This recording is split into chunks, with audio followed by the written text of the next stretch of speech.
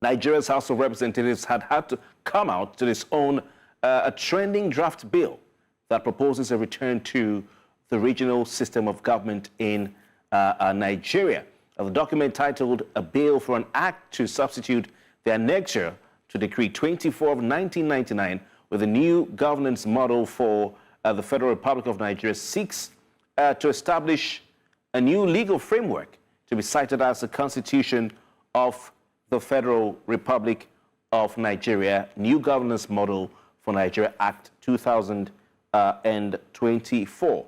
Now, the draft is authored by Dr. Akin Faponda, who is neither a senator nor a member of Nigeria's House of Representatives, and he, as we now know, is a private citizen, so therefore this is a private initiative. But initially, some Nigerians felt it was a move by the presidency, by President Bola Ahmed Tinubu. Indeed, the president got a lot of praise for that. People said, oh, if the president can do this, we'll forgive him for the national anthem, and we'll just allow the national anthem. But we later discovered that it was, after the House of Reps came out to disown the bill, it was Ms. Dr. Akin Faponda who authored it. Now, House spokesman Akin Rotimi dismissed the bill.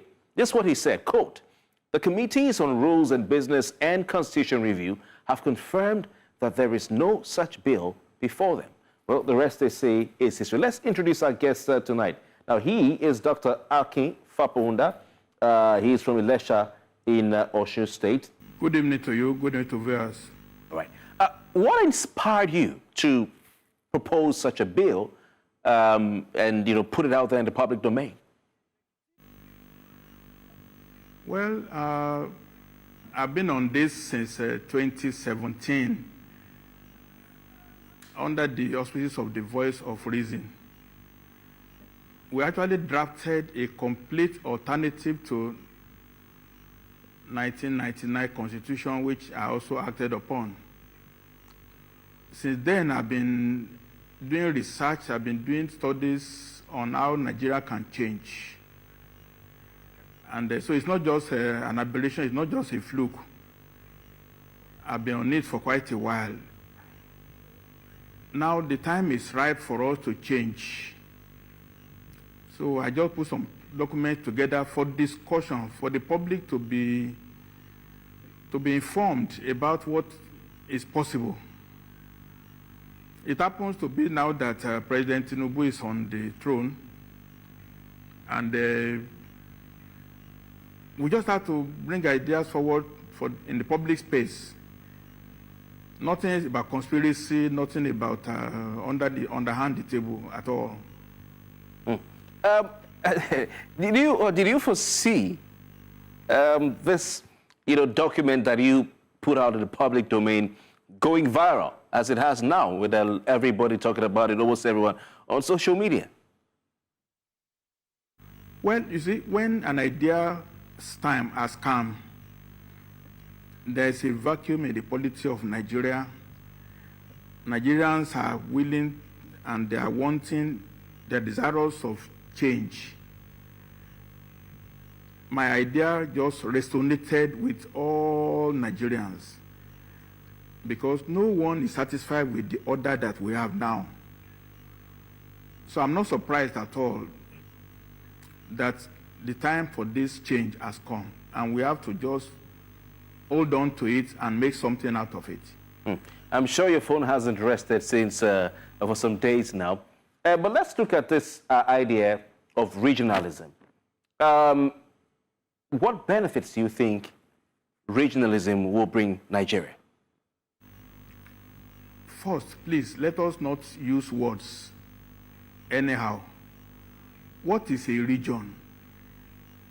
In geography, is a territorial space that has boundaries.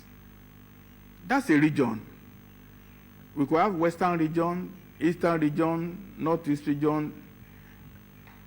In Australia, they use regions. In South Africa, they use regions. We can still say even states.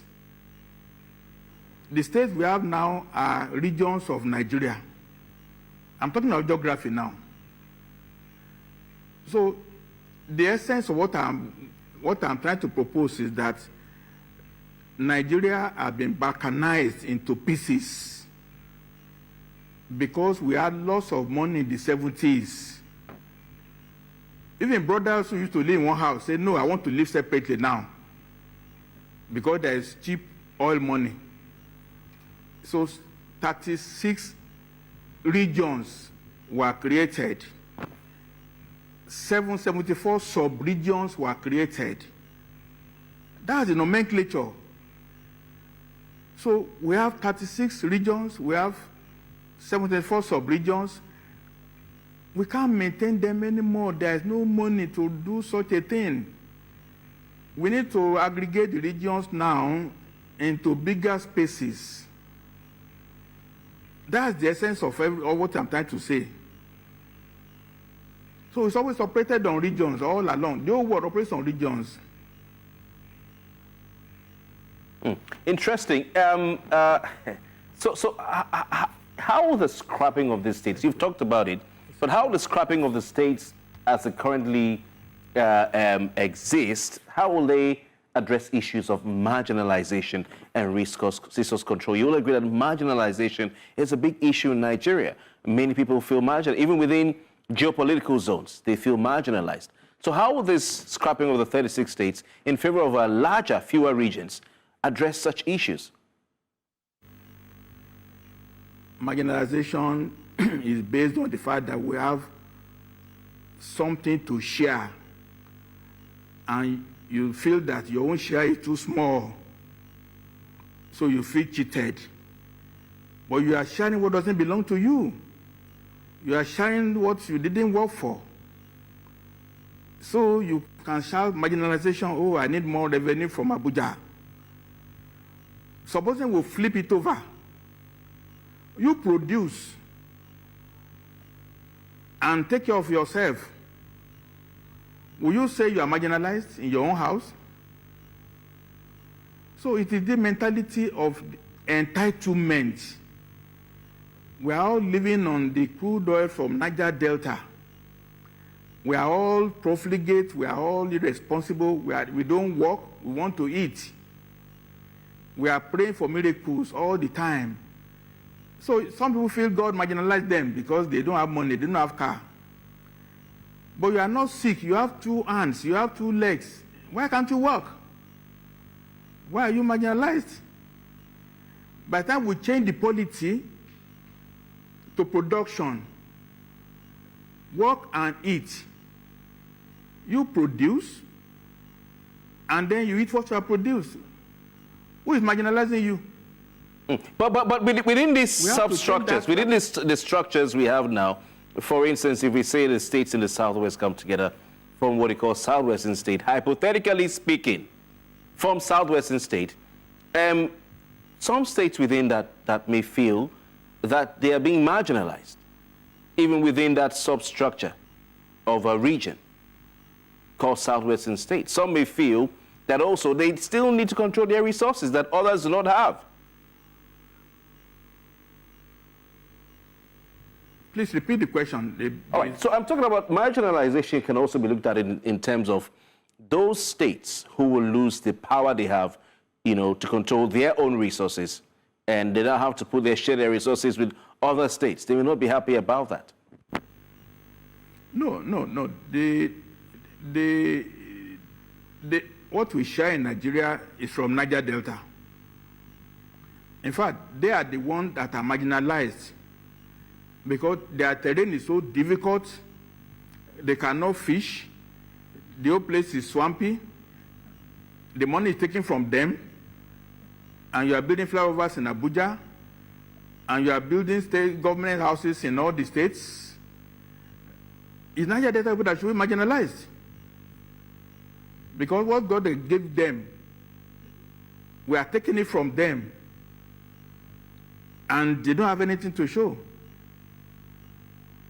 Overall, what I was saying is that let's change the system that will encourage production from all parts of Nigeria. We are all endowed, and we can fend for ourselves. Look, The Chinese are mining all the minerals nationwide. They are mining all kinds of expensive minerals because we ignore it, we abandoned it. Is that correct?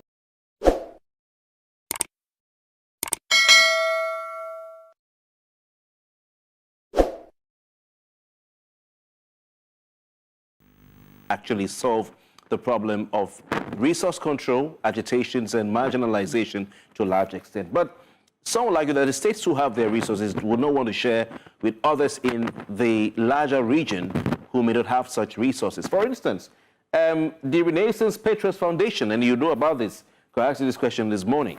The Renaissance Patriots Foundation, who are a group of Lagos indigents, released a statement saying that that they would be part of any Western region if it comes to be in Nigeria. In particular, the gentleman who spoke on behalf of the group is Prince Adelani Adeniji Adele. He says that the bill being proposed or suggested spells ominous signs to us from Lagos State.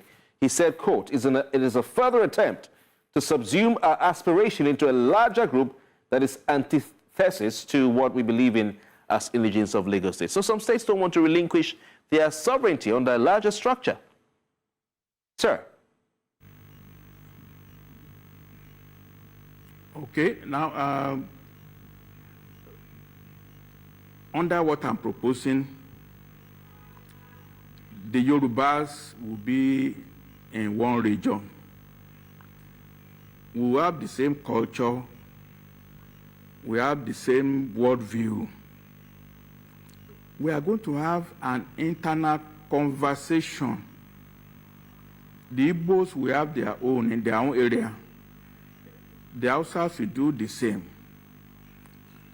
So when we set the stage for the Western Nigeria peoples to talk among themselves, we will allay these fears.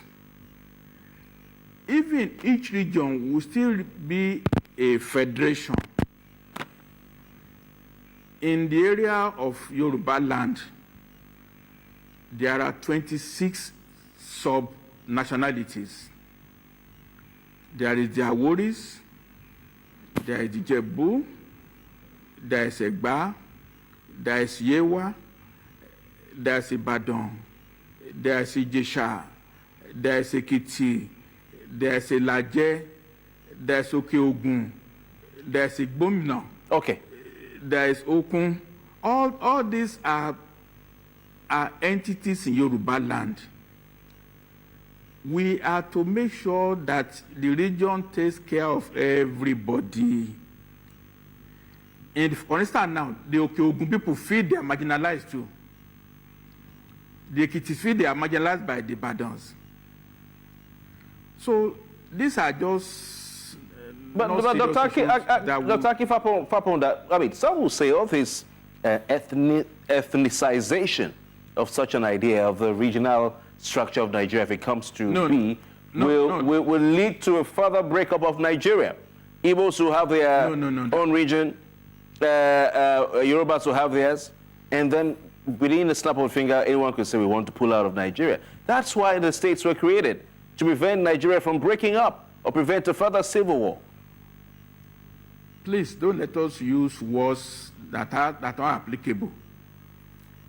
Europe in the last century, the French, the Germans, the Finnish, the Swedish, the Danish, they are all occupying Europe. Even United Kingdom, there is the Welsh, there is Scottish, and the British. So everybody must maintain his identity. Nothing wrong with it. You can't suppress it. But we shall be equal neighbors. We shall be friendly neighbors. Will the Lagos, would they go into the Atlantic Ocean? Would they go into Brazil? Or how?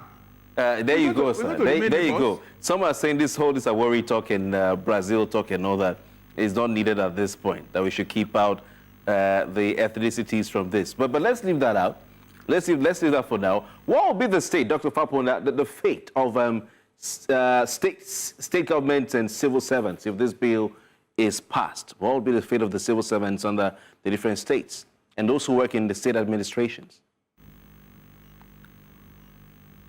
The document I proposed, we want to reduce the bureaucracy of governance.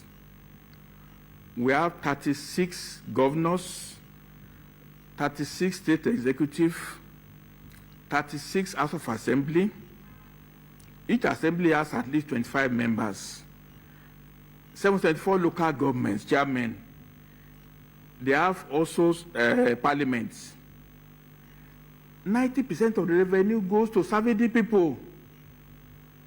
There are no roads, no schools, no hospitals. You're talking about unemployment, sir. Unemployment. All those in the federal, in the state government employed will be rendered unemployed. Okay, the people in government, they employ themselves. If you are a senator, instead of spending 100 million to run for election, go and set up an industry now. Why must it be government that you are eating all the time? Dr. Faponda, are you going to send this to the National Assembly? Finally, will you send this to the National Assembly yourself, and when? Finally. No, I can't. I didn't hear the last question, please. Yeah, will you send this bill to the National Assembly, and when? Oh, okay. Now that the document has been circulated for discussion, it has shown now that the idea, the time has come to table it, is from the bottom up. If I now put a covering letter and send to the Senate President, sent to the Speaker of the House, sent to the President himself, now they are monitoring what is happening now. They know Nigerians are interested in this matter. All right. So what is democracy if government don't listen to the people? Okay. Thank you very much, Dr. Akin Faponda.